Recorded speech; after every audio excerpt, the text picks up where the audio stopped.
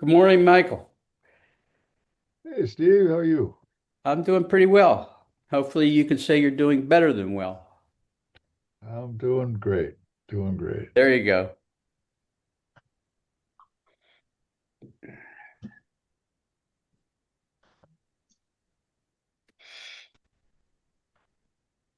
How are things in San Diego? Pretty good. We're in phase two. We're just starting phase two, assigning 12 delegates to one-on-one mentors.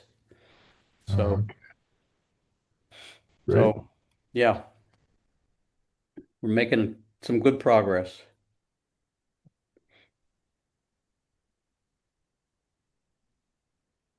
Just going to give it another couple minutes. Morning. Good morning, Patrick. How are you? Doing good. Live from the community market. Yeah, great. Did things get sorted out on the books, Patrick? We did, yeah. They're arriving today, so we're in good shape for graduation. Oh, good, good, good, good.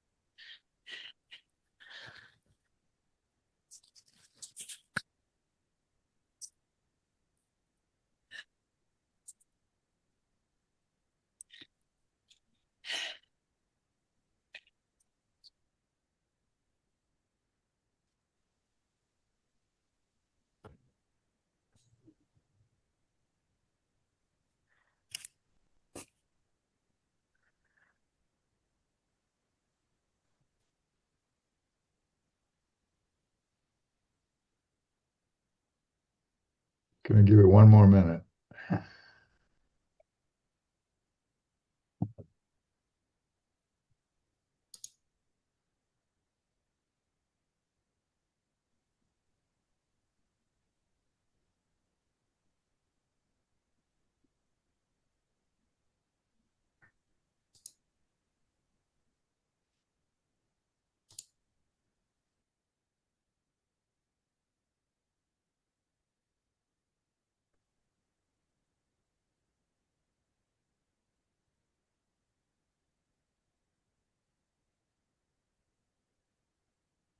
I think we'll get going. Hello to everybody, whatever time it is where you are.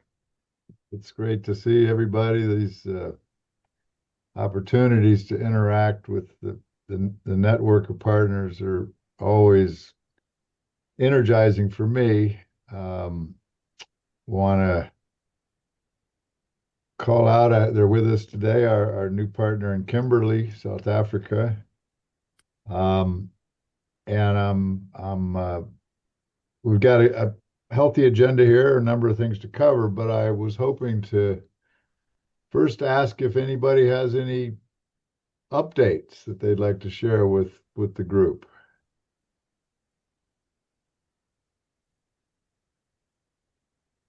I can go. Good afternoon, Dr. Maris. Hello. Hello, everyone.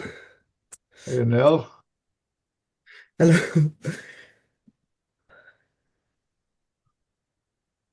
did you have an update, Anil, or are you just joining us? I'm just joining. Yeah. My update is like we are starting launching our project day after tomorrow on Saturday. So I'm so rushed into everything to put it together. Yeah. So excited about this. And Dr. Morris will be here to for the inaugural session for the first session. We are so excited welcoming him as well. Let's hope everything goes as planned. Yeah, And yeah, it'll yes. be great.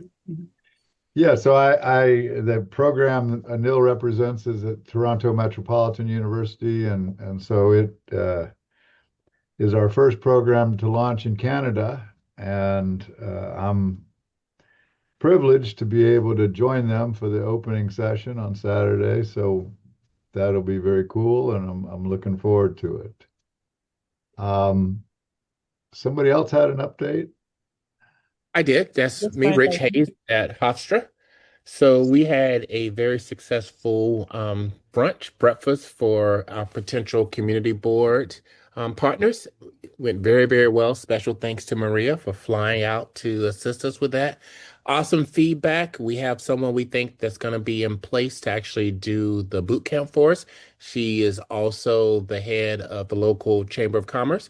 Going to be meeting with her next week. So we're moving, and we hope to be able to go live in mid to late January. That's very exciting, and so that'll be at Hofstra University on Long Island. Very cool. Yeah, I Yes, think Michael. Maria had a great visit. I did. Yes. It was great. Thank you. Awesome. Great. Anybody Yes. else? Any other updates? Yeah, you got a bunch Yes, of Mike. hands raised, Mike. Okay. Just FYI. I'll look at the hands. Well, Sherry, you got your hand up, so you want to go ahead. I didn't want to interrupt anybody else. I just wanted to let you know Boston is progressing really well. We're on track for our January 17th launch. And an interesting thing I discovered, and thank you for Maria, it was such an eye-opener to have her there walking us through kind of what to do on the ground. And Maria, since you left, we've gone out and postered Boston, all the Awesome. shops and all the whys. But one of the interesting things we found in Boston was, and I don't know if this is common everywhere, but Boston has a Main Streets program where they have set up program managers and a couple of staff in each of the inner city communities that really need more business encouragement. And so we've been working with them and have had phenomenal success, not only in recruitment, but also in recruiting speakers from the businesses that are in the area to now come in and serve as our kind of entrepreneur expert during the program. Fantastic. Fantastic. And we'll see you, Mike, on January 17th. I'm looking forward to it. Looking forward to it. And our friends in Minneapolis, Yeah, so we just graduated our 9th cohort in our 4th location, and we already have 3 cohorts in 2026 scheduled, and people are waiting to register for the February one. So going really well. great. Wonderful. Well, Patrick, what's happening in Milwaukee? I think we just lost Patrick. Susan, Yes. Hi, everyone from Seton Hall University. We welcomed Maria about 2 weeks ago, and we're getting ready to launch on January 31st. We are now connecting a lot with our community partners. We're creating a lot of interest. Maria's visit was really insightful. And we have a lot of momentum in the community. We have the religious community behind us. And we're very, very excited for that. And Mike, I know you're coming out for the first session, and we can't wait. So thank you. looking forward to it. Wonderful. Yeah, Seton Hall's made super progress. Jeffrey in Uganda. Sorry, Michael, my video keeps on losing. Maybe I'll just keep it off to have more stable network. And yes, we are quite doing well. We just had last week, we had the municipal council inviting me to go and give just a talk about what we are doing, having seen the returns of the team we are working with, and they are willing to offer us a bigger space for future cohorts. So I imagine that next cohort will be bigger now that we have got a room at the local authority. Great. Wonderful. Steve in San Diego. Yeah, thank you, Michael, and hello to everyone. We are in our fifth cohort here at San Diego, and we're now moving into phase two, the mentoring phase. We've got 12 delegates that have raised their hand and are looking to get paired with a SCORE mentor. We do the mentoring one-on-one, and it lasts for approximately 2 months. So we're really excited about this next phase, and the interest and commitment level from the delegates is superb. So Great. Super. Yeah, I had the opportunity. We have a local partner here in northern Indiana and Michigan City, and we were able to work with them to get their program launched. And what's unique about it is it's a first partner program where it's the city government that's actually driving the program. So that was cool. And then I was able to visit our partner up in Marion, North Carolina, which is the first, which they launched their program. But that's the first partner where the lead is a community college, and it's a region up there in the sort of foothill mountain area of North Carolina where there's a real need. June from San Francisco. Welcome, June. Hello, hi, nice to meet you, everyone. So we are ready for February 7th launch. It will be the first cohort launching from the University of San Francisco. We are working on the website and the flyer and the poster, so we'll be ready in about a week. We also identified about 10 different local community partners. So we will be partnering with them to recruit participants. But we have a lot of other sort of small details, but we're on our way to launch the first cohort in February. Super exciting. Wonderful. Yeah, and there's such a need in San Francisco, so we're excited about that program. Absolutely. Tracy? Hi, Dr. Morris. Hello, everyone. Yes, I heard you put a mention us in regards to Michigan City. So just wanted to share with everyone, we graduated our first cohort of 17 individuals this past Saturday, November 1st, and that we are now moving into the mentoring process, which we have partnered with SCORE, who has done that. And as of today, everyone has successfully been connected to a SCORE mentor. I think those who came out, Dr. Morris came out for the first kickoff and came out again during our third week. And just all of the support in regards to our partnerships with the Small Business Development of the Corporation of Indiana. Again, this is the first project linked to a city, but it is shared with the Economic Development Corporation of Michigan City. So just want to say, I think it's a great initiative. Everyone gave great feedback. I'll share those surveys, Dr. Morris, with you that we launched and look forward to launching our next cohort, which will be in the fall of next year. Wonderful, wonderful. Nate, what's happening at Must Ministries? Hey, Mike, how are you doing? I hope everybody's having a great day. I'm here with Nicole Phillips. She's with KSU, and if, as you all remember, we do this in partnership with each other. A wonderful collaboration. We did our soft launch in the last week or so, and what I mean by that is we reached out to everyone that has applied, and as long as they didn't graduate, and actually a couple names slipped through that did. We reached out to them directly. So we want them to have first chance to fill the slots. We're moving up to 60 slots this year, so we're very excited about that. And we look to, God willing, we'll be launching the public launch between the end of this week, being Thursday and the next day or so, and then the beginning of next week. And so we're very excited about our January launch. And I think if we can squeeze you in up here, Mike, because you're a very popular asset with everyone here around January, including your own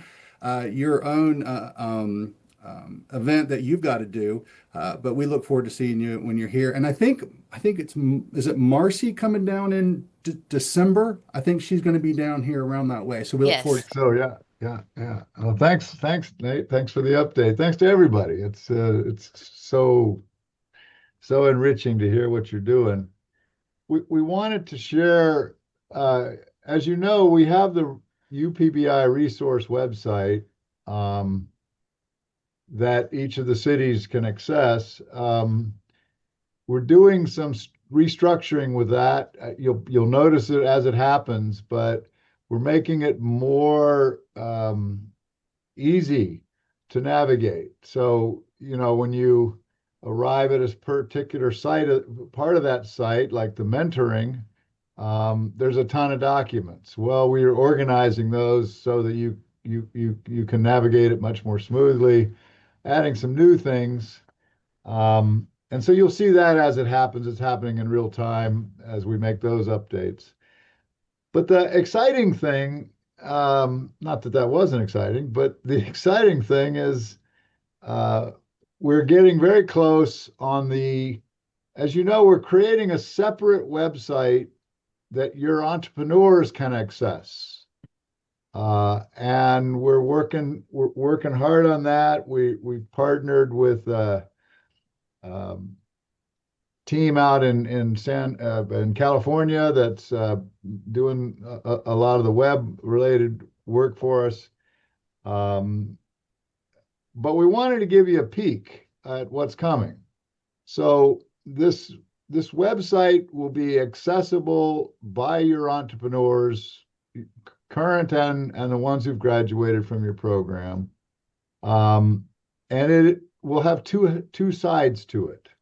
One side is resource download, where they can directly download helpful resources that supplement and replicate some of what you've shared with them in the boot camp or through the mentoring or whatever. And the other half will be a financial literacy three-component set of modules that is experiential interactive, and where they can actually apply uh, uh, their own business. So it's actually a plug and chug, and they can calculate break even and some other things for their own business. So it's going to be a super, super neat site. But Maria's with us, and she's going to show you what we're looking at on the resource download side. So the resources your entrepreneurs will be able to access. Maria, are you ready to rock and roll? I'm ready. Okay. Thank you, Dr. Morris. I'll go ahead and share my screen. I'll turn off my video because my internet is a bit slow, so I don't want to interrupt the presentation because of the internet. So, okay. You should be able to see my screen now. Not yet. Okay, I think we're presenting. So, as Dr. Morris We're not seeing rightly says, anything. no? Okay. Oh, let me know when you can see it. There it is. There it is. Perfect. Perfect. So, as Dr. Morris told you, this website is meant for the entrepreneurs to have a long-term access to the bootcamp experience, but they'll have access to continuous learning and practical tools. And what I mean, Not just the boot camp, the mentoring, the consulting, the whole integrated program. exactly. All those parts from the program will be here, and we'll provide content. Some content will be interactive, some content is recorded sessions, videos, presentations, exercises, everything to make their learning beyond what they do in the trainings. So I'll show you first the homepage. So there's a welcome message. What we call this website is igniteupbi.org. So we decided to break it into 7 sections that are organized the same way as the content and the topics the entrepreneurs learn throughout the program are. So here are the 7 main contents: planning and strategy for your business, operations, marketing, financials. Here's where the new tool will be integrated at. The human resources side, admin, and technology. They also will have access to the 80 steps. We want them to have the 80 steps as a guide, as a workbook to accompany them through their learning process and the business development process. And the great thing about this is they'll have many versions to download according to their needs and where they at. So of course we'll have the English version, we'll have a Spanish version, and soon a Swahili version.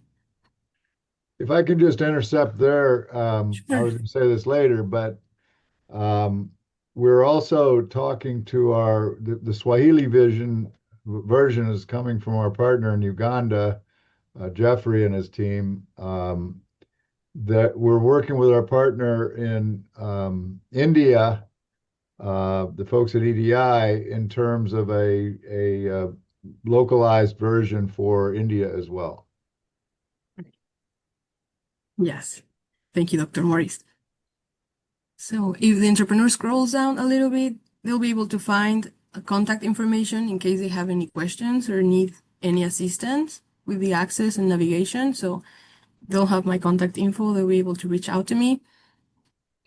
In here, we're featuring the rest of the cities that we're partnering, so they'll be able to get a sense of how big the program is getting, how big the network is, and hopefully at some point access and contact other entrepreneurs.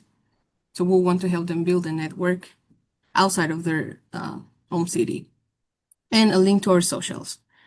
So they will be able to interact with us, with you, through the social media and through this website. So we scroll up.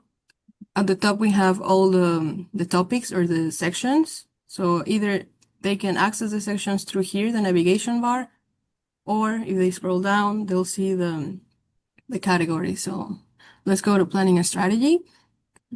If they click there, this is like the intro of the planning and strategy section, description of what they'll be finding in here, and then subcategories, including all the topics and all the resources that we'll be providing. So for example, let's click on thinking strategically. Again, this is a description of what this section contains and why this is useful for them. Like, we're trying to guide them in a way that they can see how they can use these resources. So they don't get overwhelmed with so many resources, but they know actually what they're looking at and how they can use it.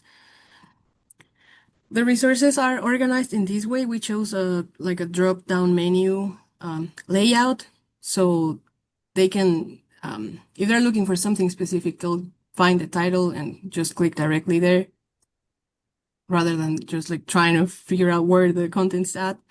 So if they click here, they'll see the content and they'll see a reference to a video that will be attached below. These videos are part of the bootcamp here in South Bend, and they'll be able to see the video and what that video is about and why is that video related to the topic they're reading here. So in this example, before you begin planning, key questions to guide you.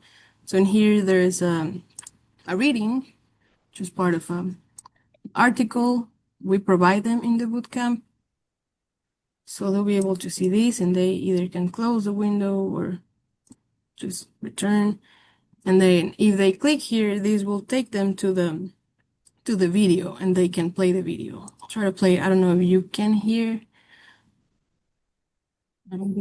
But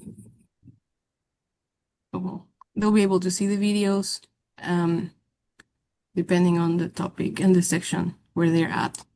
Yeah, so a big shout out to Mary Foster in Boston, Yes. Baltimore. Mary took a lot of time to edit these videos down to short excerpts that tie in directly with particular topics in the thinking strategically area, or you'll see in the marketing area and the operations area.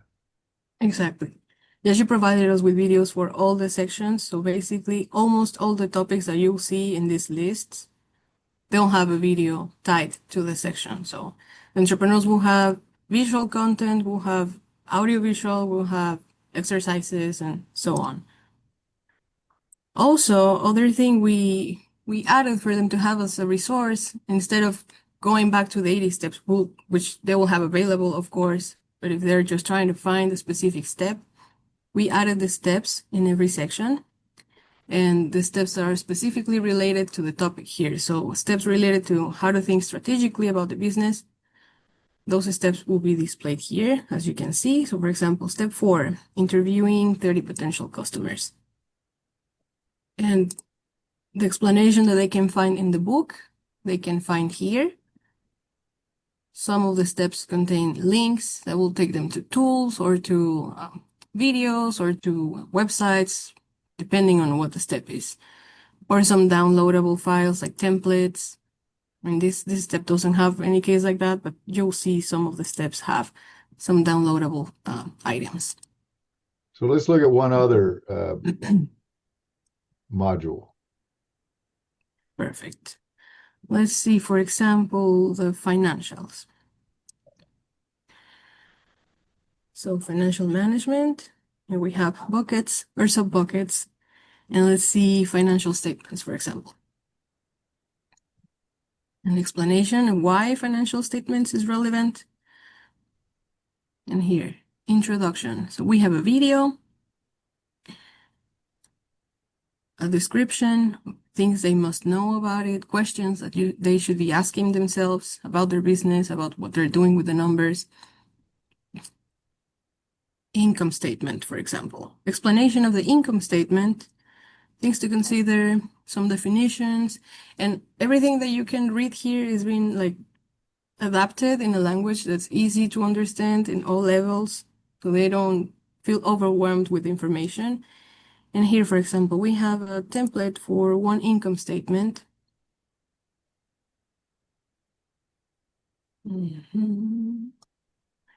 Should be able to see it here.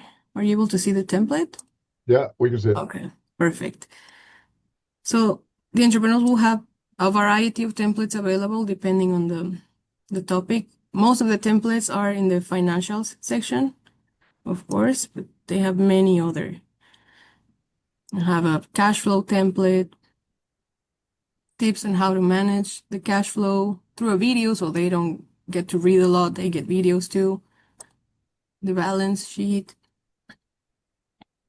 and the steps related to this Yeah, specific topic. let's take a quick look at the marketing one if we could.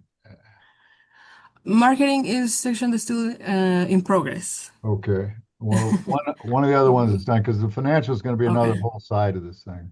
Right. Let's do operations. So in operations, oh, sorry, I just went directly to the topic. So for operations, we have all these many subtopics or subsections. So let's see what those operations include. I'll say this is the most robust one in operations. So everything they need to know about operations. One presentation, just part of the bootcamp. So they'll be familiar with this.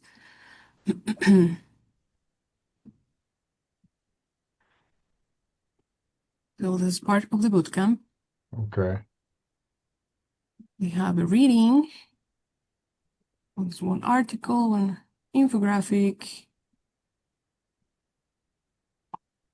Great, Turn. great. Well, thanks so much, Marcy, for that. Of course. So And well, you get a sense of what this thing will look like on the resource download side. It'll have content, it'll have short practical articles, it'll have videos that are all usually 10 minutes or less. correct. And pretty comprehensive. Obviously, it's the kind of thing we can continue to add things to as we go. But this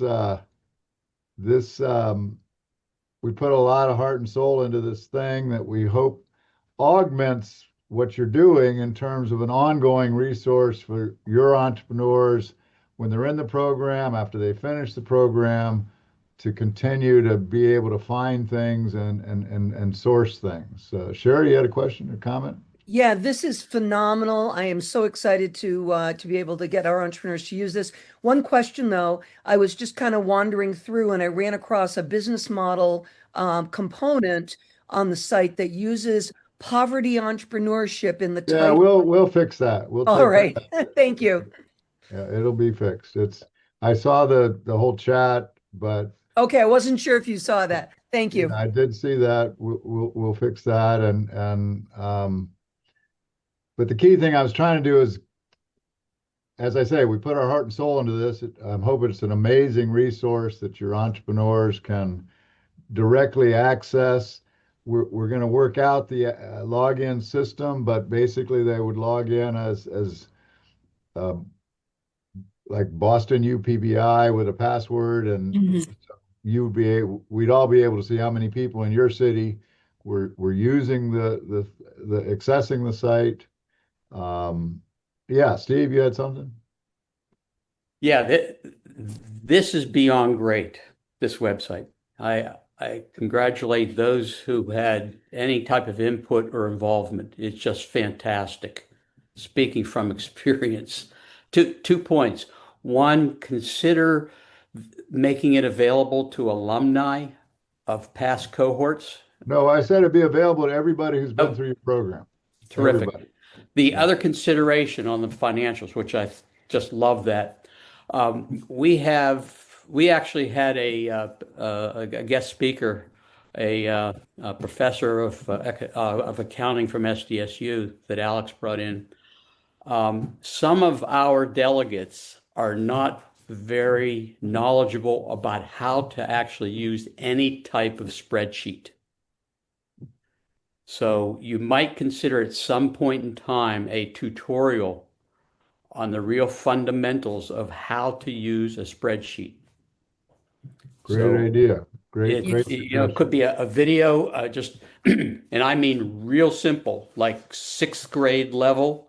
And I'm Yeah. not trying to denigrate anybody, but I think that would be real beneficial, considering who our target delegates are. So, but just fantastic Yeah, it's from a the little bit that we've. great idea. And Sherry, your point about the Khan Academy video might be a good solution.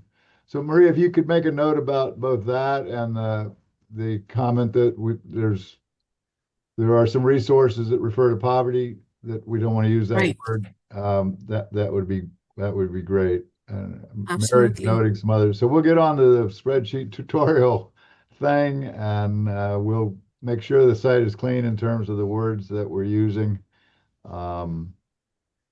Anyway, the plan is to integrate the resource download side of the site with the financial literacy side of the site, which will be to completely separate set of three big modules. And our plan is January. So it's coming along, and I hope it's another game changer in terms of your respective programs. If there are any other questions about what we're doing with that website, let us know. I'll answer them. But I want to Real quick, Mike, again, relative time frame for availability, are we talking the first quarter of 2026? I mean, just generally, what's your goal? January. Okay, great. So hopefully, don't hold me to that, but we're going to do everything we can to have it available in January. The other side, the financial literacy, is almost, they tell me they're 80% done, and we'll have to test it and so forth. It'll have some interactive capability, which is a little more complicated. But the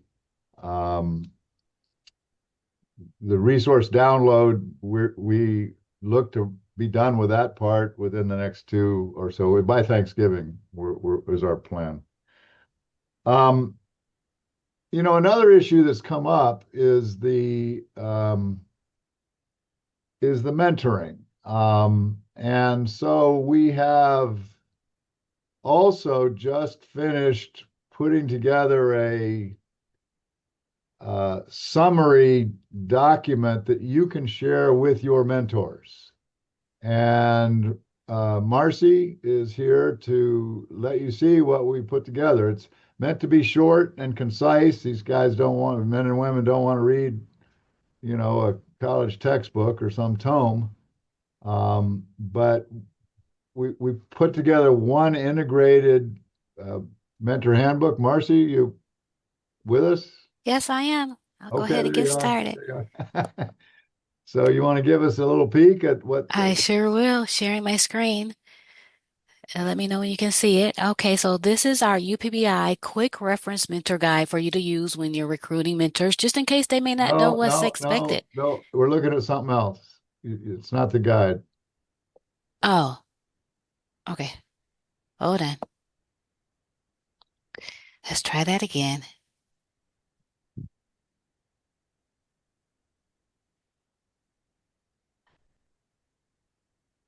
There we go. My There it is. apologies. Yeah, Um, So this mentor, UPBI Quick Reference Mentor Guide, is for all of our cities to use when recruiting mentors in case they may not know what's expected to them. So we want them to understand those we serve. We want a mentor with sensitivity and support. That means offering understanding, encouragement, and steady guidance to someone who may be walking a very difficult road. So as a mentor, we want to make sure they meet the entrepreneur where they are, not where you think they should be. And then, of course, we all know the program snapshot, which is who we serve, which is disadvantaged entrepreneurs. We know it's a 10.5 month program with 6 interconnected components. So we share that with our mentors as well, so they have an understanding of how the program works.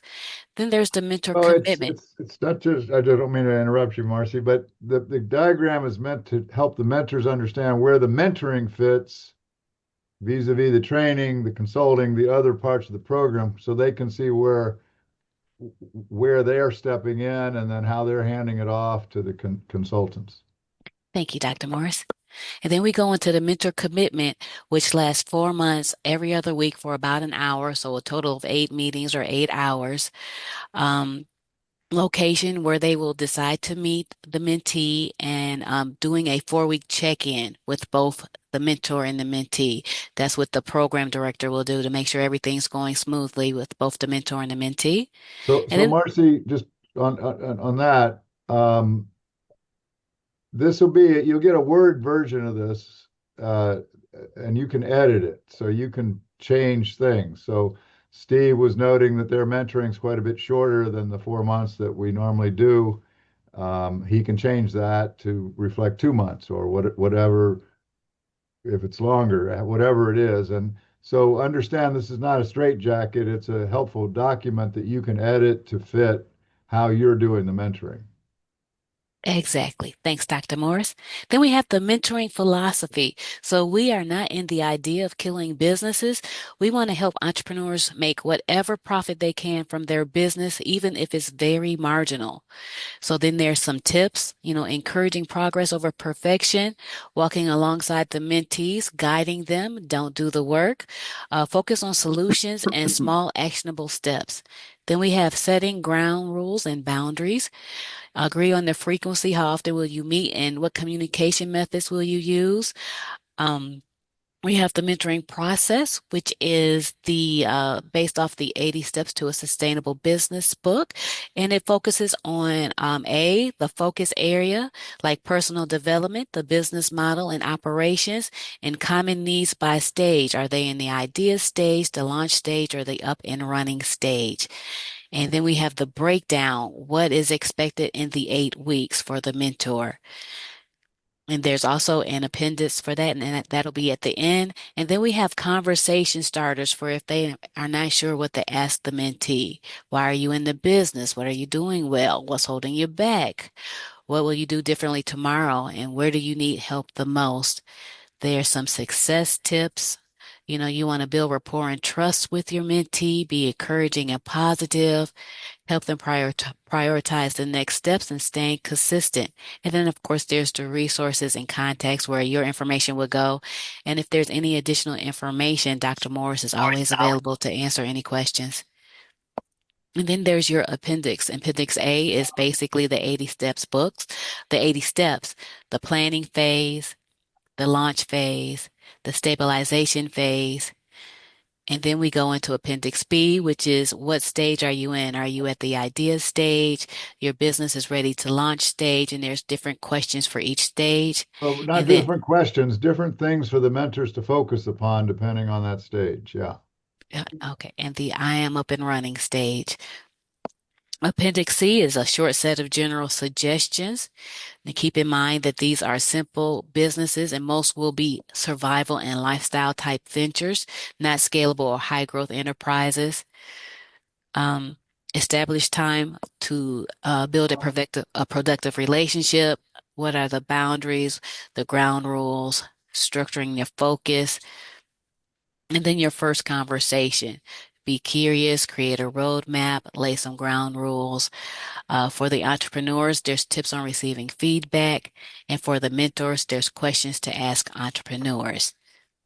And that's pretty much it. That's the Wonderful. Thank guide. you. You're Thank you, welcome. Marcy. So this if you want to close that, thank you. So the mentor guide, you'll see, as you just saw, that the document itself is short, concise, which is what mentors want. The appendices are attached so they can go through those to the extent that they would like to. The we will be sending this out to you today, and it'll be on the UPBI resource website. But when you get it, you'll see you can tailor it. You put the name of your city in there. You put your contact details for your program coordinator there. So please don't share it with your mentors till you do that. And then if you want to edit it and make changes, great, make it fit what you're doing, how you're doing it. And B, as you see things you might add that would enhance it, let us know so we can put it into the master, so that all the cities can benefit from the, that it becomes kind of a living document. But we're excited to have that together. We haven't had one integrated mentor piece. We hope it gives the mentors better understanding of what we're asking them to do, who they're working with, how to structure a beginning and a middle and an end of the mentoring engagement. Any thoughts, comments, questions about the mentor guide? Excellent work, Mike. You and your team, great job. I think it looks great, and fortunately, we're launching our mentor phase on Saturday, so we'll be able to prototype it this week. One of the questions was sharing the 80 steps with the mentors, because now we can all talk the same language and we can look to cover the blocks together. But certainly a great knowledge and summary asset for us to use in practice. Super. Thanks, Jonathan. Without other inputs, let me move on. When we asked folks about topics that they would like some time spent on in these meetings, something that came up, I think 4 different folks in different cities raised the issue. And so I wonder if we could take a few minutes to talk about this issue. And the issue was attrition. If we start with 40 people, how do we keep from losing 20 of them? Our experience with attrition is very consistent. If we start with 70 in the boot camp, 60 will show up and 52 will finish. So those proportions have been consistent for us every year. But we've had some cities that have had much more attrition, and people who then disappear for the mentoring or the student consulting phases. So I wanted to open the door for a conversation in terms of what are suggestions folks have, ideas they have with regard to retaining. Once we go out and recruit, we get 40 people to sign up, keeping them in the program. And I'm going to lead it off, and then I'm hoping we can have a conversation about this issue of delegate attrition. For me, one of the reasons that we know what attrition we're going to have. I'm sorry, there's a question. Let me go to the question. Mike, you can go. I wanted to add to the question. Hi everyone, I'm Paul. I'm from Cal State San Marcos, and I think we kind of got that comment there. Maybe I'm going to add now. I think also for us, it's like how you deal with it. Like do you ask them after the boot camp, do you want to continue with the mentorship, or do we assign directly mentors? Because we have like assigned mentors and then these people just don't show up. So like, and then when you come to the student, like how I think is more for planning purpose for us. It's a little bit hard to kind of following up with all the entrepreneurs to like, are you Yeah. going to still do this or not? So if anyone has any like This steps, was a separate question yes, about the mentoring, yeah. and I'm going to come to that. So I thank you for bringing it up again.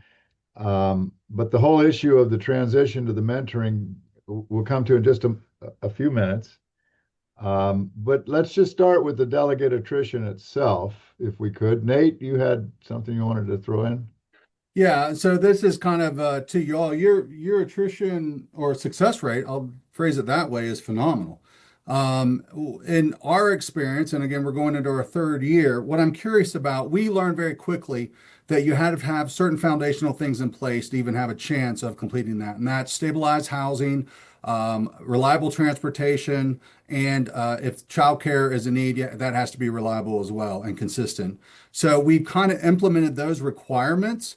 We're also looking at, caps depending on our area on income, so we know who to bring in. That we're trying to, focus on the population that we're here to serve.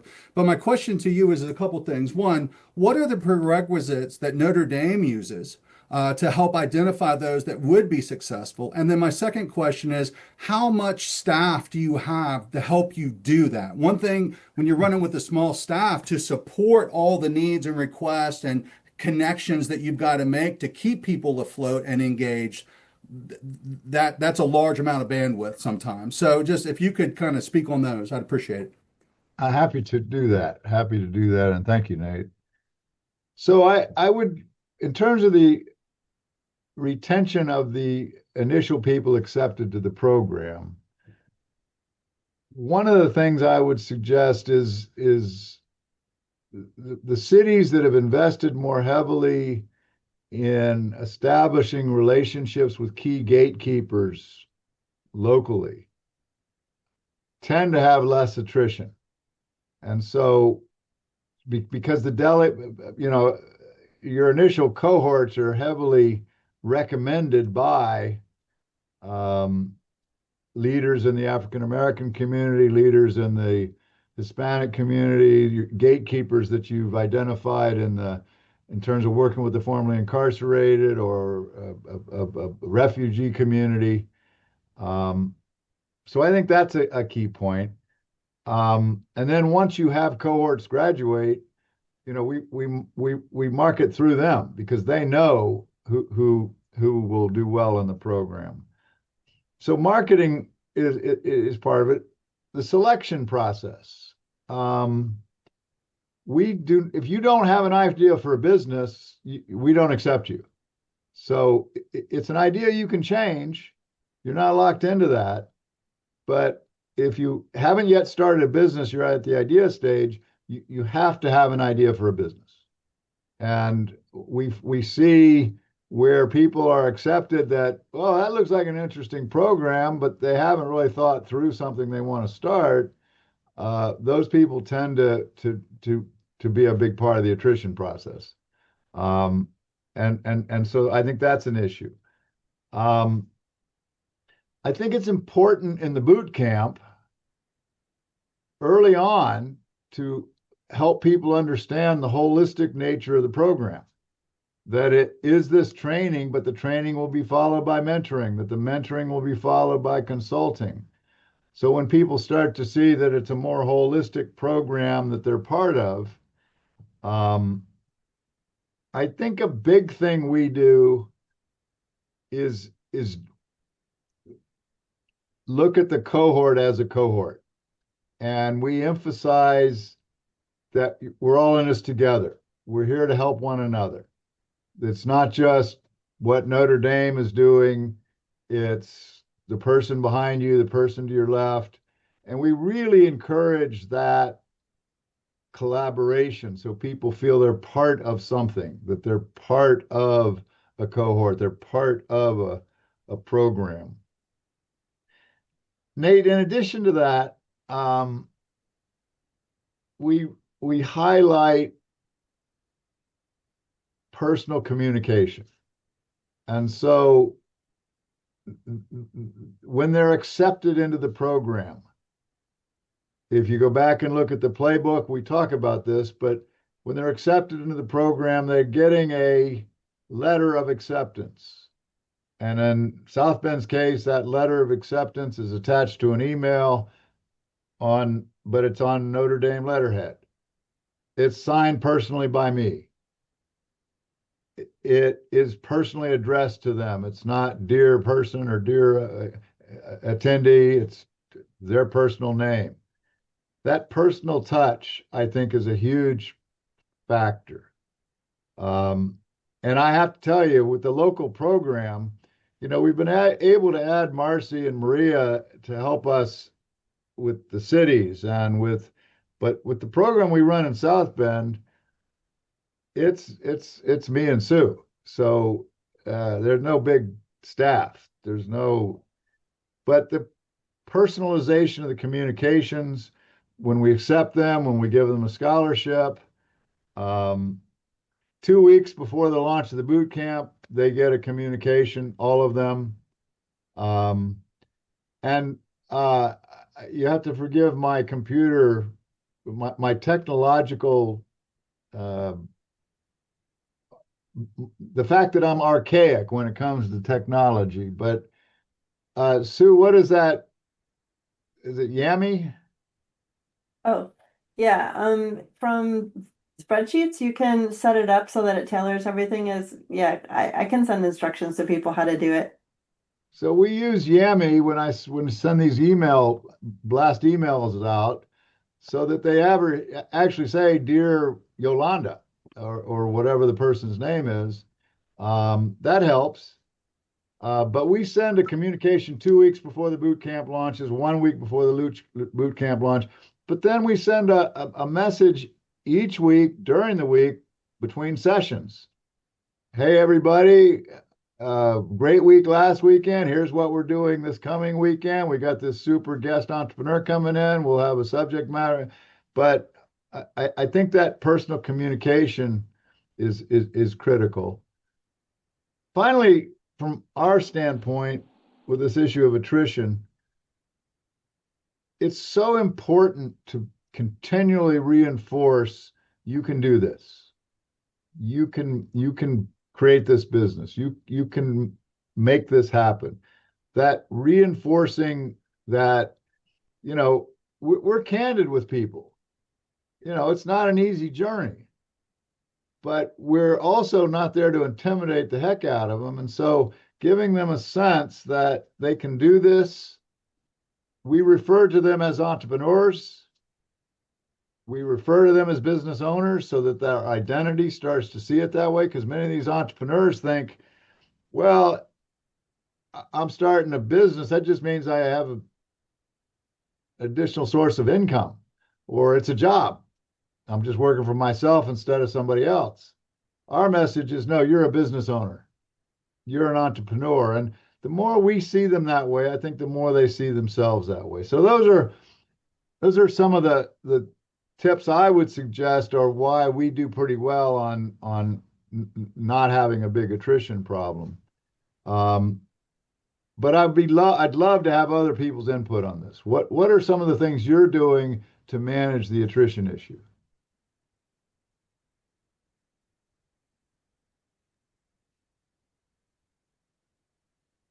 Hi, everyone. I can also share some of the experiences we have here.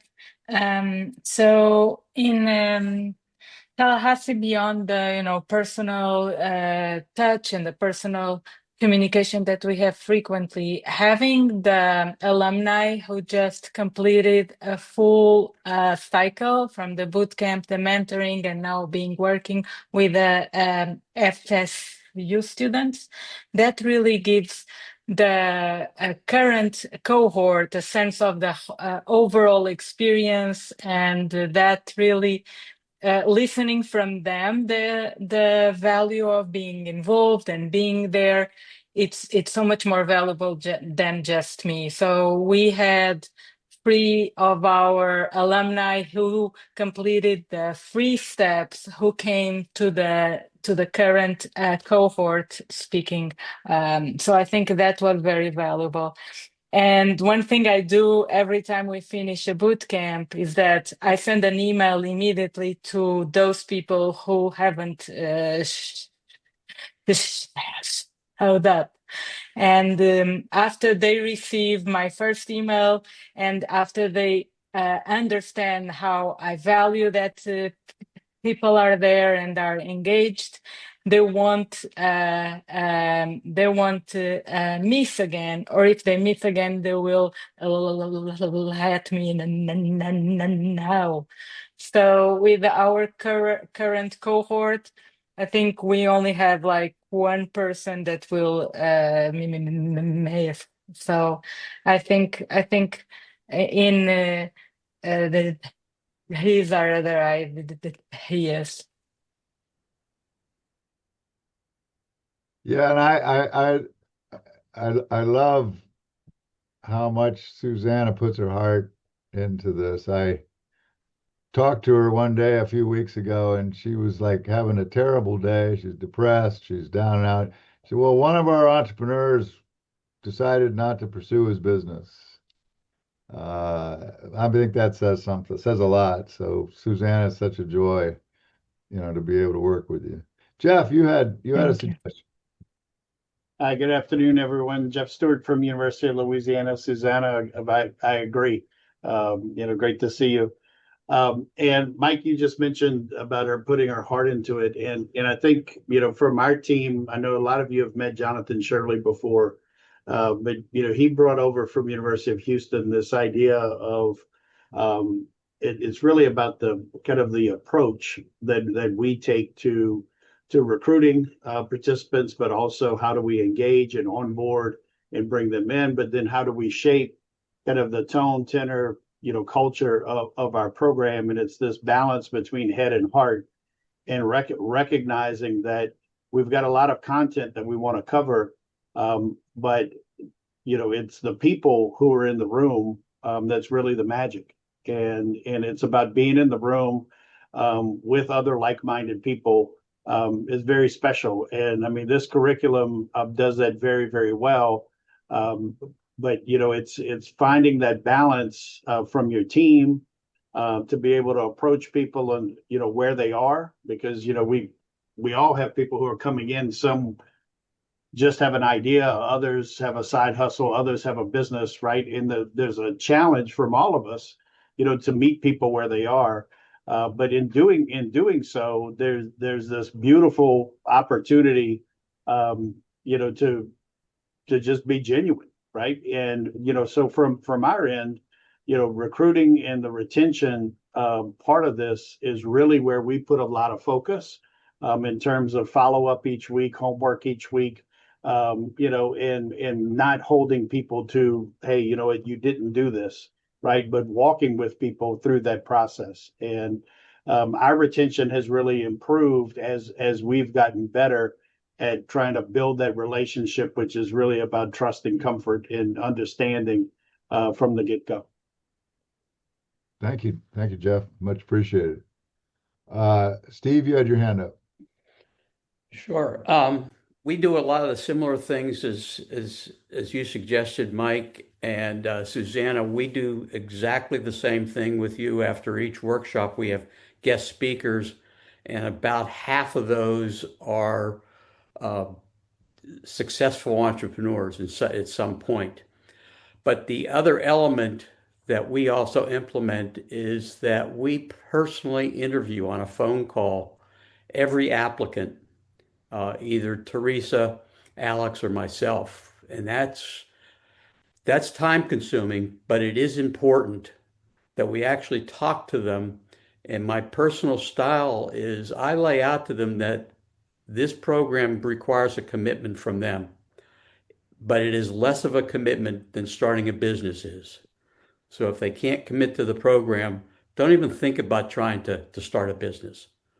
So also periodically throughout the other phases, besides having the mentors involved with the delegates and the interns, um, I personally make a phone call to each one of them. Just how's it going? What are you working on? Do you like what you're doing? Do you like who you're working with? So I think a couple of you have mentioned that personal interaction, and I think that there's a whole lot of value in that. So, thank you, Mike. Thank you, Steve. Thank you. David from Dominguez Hills. Yeah, thanks. And I apologize for background noise. I'm in the car. But the two things that come to mind, one, we really emphasize building relationships between the cohort members. And that, the faster we can get people to look forward to meeting somebody that they see at the events, at the sessions, that those relationships are like, budding up to go to the gym. If your buddy's showing up, you're more likely to show up, right? The other thing is, with all the focus on the curriculum and the weightiness and the volume of stuff we try to cram into 6 weeks and all that, we sometimes forget to bring in the joy factor, and we really put intention on making our sessions fun, so that if no other reason, if they're feeling down or not feeling up for it, it's going to be a dopamine boost for them to feel like, hey, this was fun. I enjoy going to this. It's not all just work and torture. It really is something I enjoy going to, and even if that cuts off a little bit of the content, we find that the retention numbers bear that out as being worthwhile. Well, thank you for that. And so I don't know what you mean by going to the gym. I think that's a foreign concept for me, but Amen to that. Yeah. So anybody else have any thoughts? I think there are a lot of powerful ideas here. I am sensitive to time. On the mentoring, the people who sign up for the mentoring and then don't show up for mentor meetings, we've had that same problem. And what we've moved towards is a couple things. One, you have to request a mentor. And what we found out early on is anything we offer, everybody will sign up for. So we offer mentors, everybody wants a mentor. We now spend time specifically explaining, please do not sign up for a mentor if you're not going to use them. And we make a bigger deal out of that. We explain how I take time to explain the work we do to get the mentor pool together. And I explain how we've lost really good mentors because delegates didn't show up. They didn't meet with the mentor, didn't take advantage. It's not to say that all problems are on the mentee side. Sometimes it's on the mentor side, but just this issue of early on non-participation, so when we assign them a mentor, they have to make a commitment to use the mentor. And they're more aware that when they don't use the mentor, they're hurting the program because we lose the mentor themselves. I think that's a key part of this.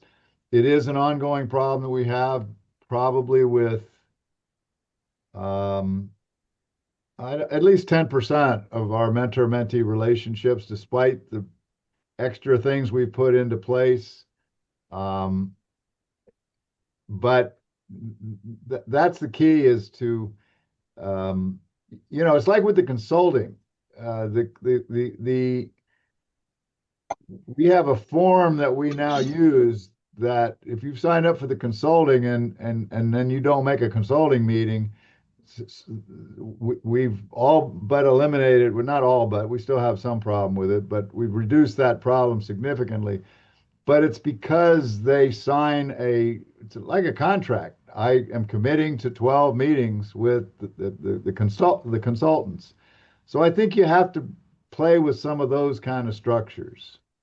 There's a question, I think, from our San Marcos friends. Yes. Do you guys allow them to sign up for a later cohort? Because that's something that we thought about. For example, this cohort, we're cohort 2, do you want to mentor? No, I don't want to mentor now.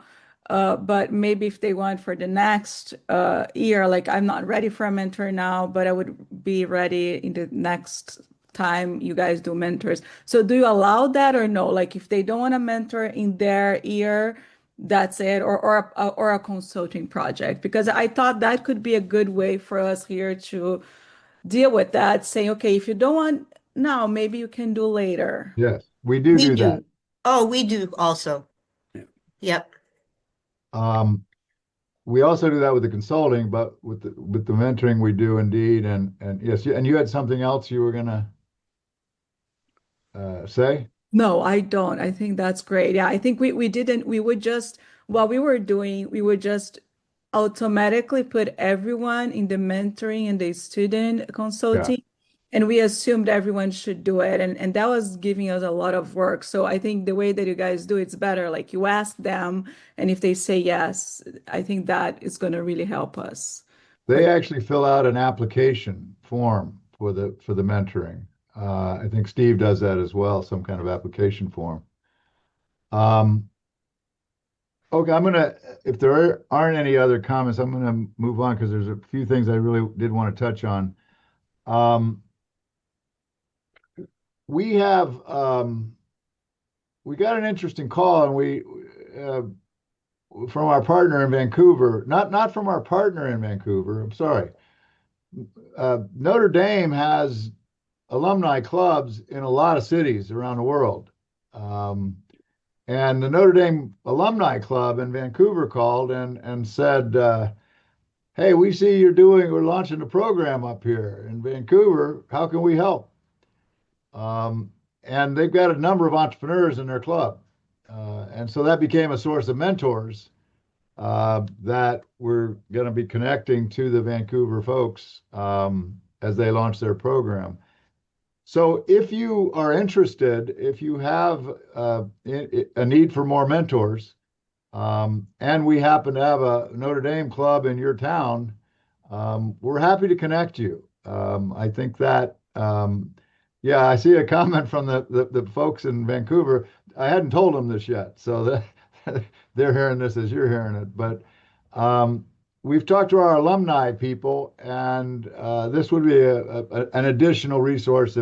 If anybody's interested in that, please let me know. We did get a question during the week about during the last few weeks about the Michael Boyce Awards. The Michael Boyce Awards, we want you to give one to an entrepreneur who really sort of stands out in your program. And we're hoping every city will pick a Michael Boyce Award winner. We don't have any say in it. If you pick a person, they get the award. You just need to let us know, and we'll provide you with the plaque, and we'll pay for the plaque and ship it to you. But I would just make sure you should not pick a Michael Boyce Award until they've been through the program.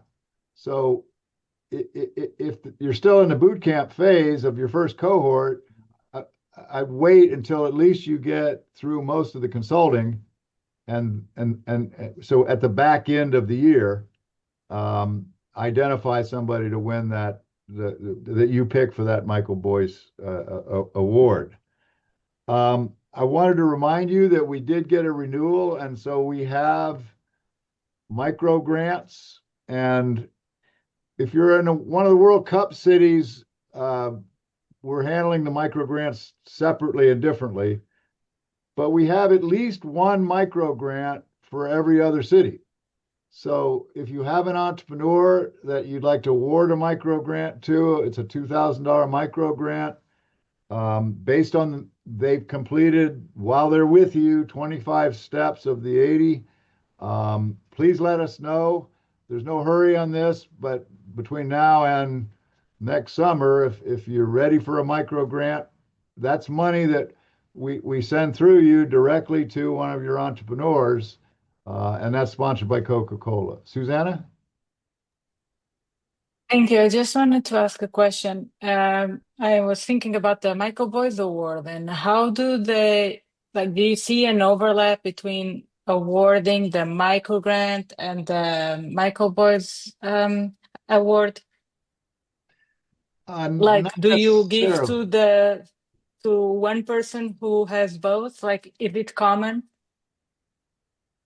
Um, I don't know how common it is actually, since you ask. Sue, I'm pretty sure our Michael Boyce Award winners didn't necessarily get a micro grant. Is that true?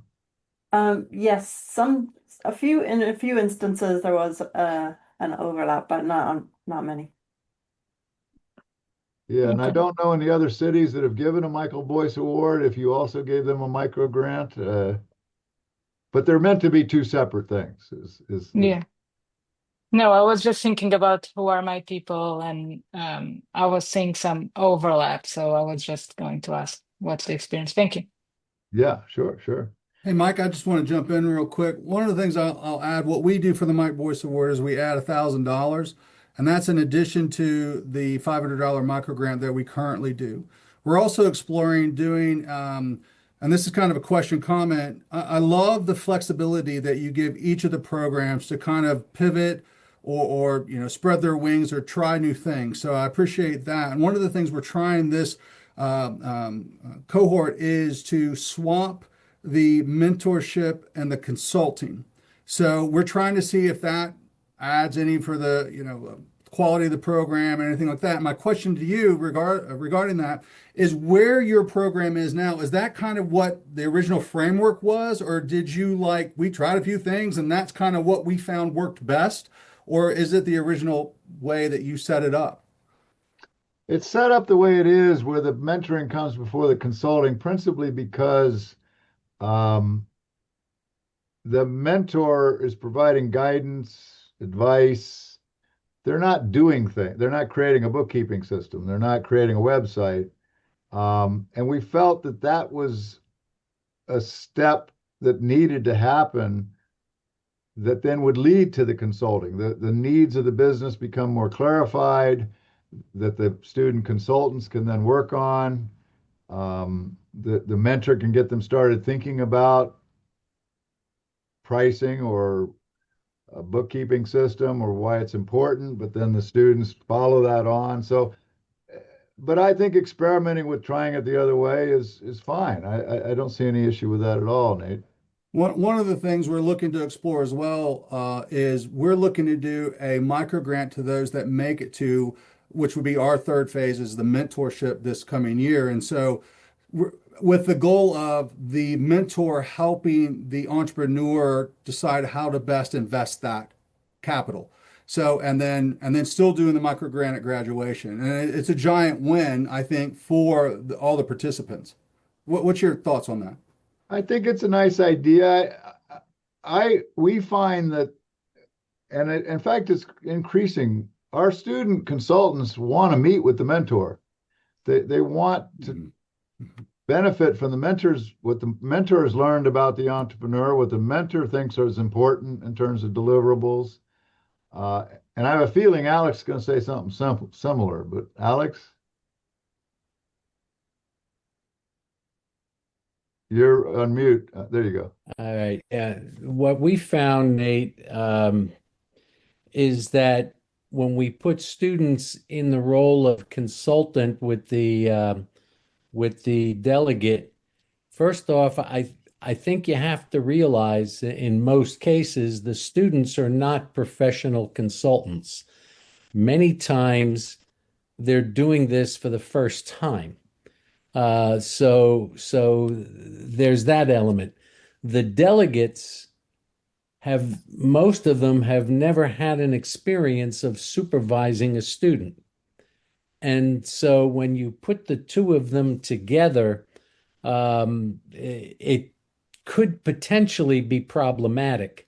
So what we've done is we've started with the mentoring, And the mentoring is for 2 months before they meet the students, and the mentor's really helping the delegate identify very specific projects that the students can work on, because the students have to be able to get their arms around something very specific. And so then we have the mentor supervise this relationship between the delegate and the student. So from our perspective, I personally wouldn't put the student consulting before the mentoring, because we want our mentors overseeing this relationship. Thank you Thanks, for that Alex. insight. We really appreciate that. Mhm. And we're down to just a couple minutes, so just a couple of other announcements. For those of you, which is most everybody, that is not a World Cup host city, as you know, we've partnered with Coke, and Coke is partnered with FIFA. We now have UPBI programs in the 13 host cities for the World Cup. We've been through quite a journey getting to the point where we could give guidance to the host cities of the World Cup. What can you say in the media about your connection to the World Cup and Coca-Cola? And the World Cup cities all have that toolkit. We've gone further in identifying what can non-host cities, can they say anything about the World Cup? Can they say anything about this? And so I'm going to send this to you, but we have put together, where's my share? We have put together a short document that I'll send to you. Are you seeing this? Yes. So the on-ramp program in Seattle, Washington, well, that's a World Cup city, so that doesn't count. But I just, the name of your program, the name of your city is part of the UPBI partnership assisting low-income and disadvantaged entrepreneurs in 57 cities. We're proud to be collaborating with Coca-Cola in its support for the 2026 FIFA World Cup. And then anything below you can say. You can cut and paste into a message. So I will share that with everybody. But if you're not in a World Cup city, and you want to get a little publicity out of the fact that we are working with Coke and FIFA, that's there. The data collection for our first UPBI research group is well underway. We selected 10 cities where we're asked partners to help us collect data, share a link to a survey. So that first study, research study, scholarly research, we're in the data collection phase. It's finally happening. We're collecting data. The second study is going to launch in the new year, and it'll be on faith and the entrepreneurial journey of the disadvantaged entrepreneur. And finally, Sue, you want to tell them about this? We put in for a grant. Don't know where it's going, but it's a cool idea. It has to do with AI. Sue, you want to tell us about it? Sure. GitLab has offered $250,000 to develop um, some kind of application, so using AI to enable low-income individuals to gain economic mobility. So we have put in an application to create a chat box that will dovetail the website that you saw and the 80-step model. Basically, the entrepreneurs would have a pocket mentor that they could just flip out at any time and ask questions. And from what I understand, we're going to be able to offer very tailored, localized um, information so bakers can find out what's happening in their own vicinity, or, chefs or whatever. It can offer very, very specific information to where they are. So we just submitted for round one. We'll find out in a couple of weeks if we pass round one, and then submit for round two. But we have this genius research assistant working with us, and he assures this is extremely accessible and viable. So hopefully they'll like the proposal. So we'll see what happens. No, it's not called Morris, but but but obviously there's more we can do in the AI space. And if this works out, it'd be one more resource to help your entrepreneurs. And that's it. Almost on time, 2 minutes over. I apologize for that, but it's good to see everybody. Thank you for joining us today. The next time we'll see you, it'll be in the new year. Take care, everybody. Happy holidays. Thanks, everybody. Thank you. Happy